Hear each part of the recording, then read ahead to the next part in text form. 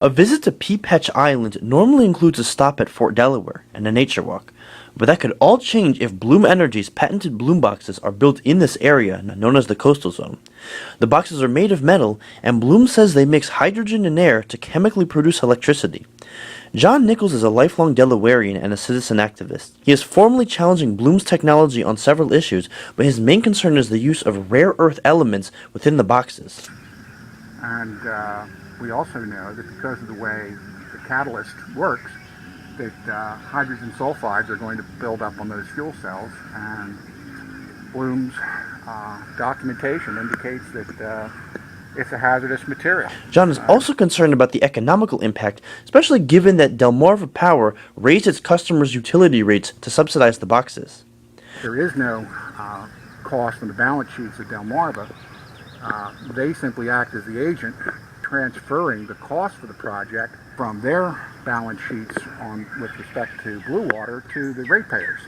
So now the ratepayers are going to bear those costs, and Delaware doesn't have to have those costs in their books anymore. John argues there are other sources of renewable energy the state did not consider when it awarded Bloom its contract. If we were to compare Bloom solid oxide fuel cells against combined cycle natural gas generators, we'd find several things.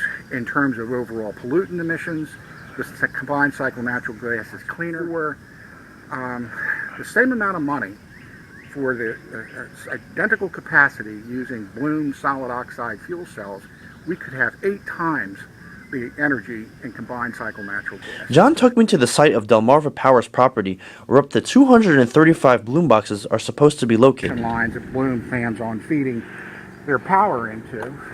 Back here, you can see where they've already done some preliminary site work, even though the permit has not been officially granted because of the appeal. Bloom Energy refused to comment when asked, but they have maintained that their solid oxide fuel cell technology will work here in the coastal zone. They say that it will lower emissions costs, it will lower energy costs, and it will create jobs here in the first state.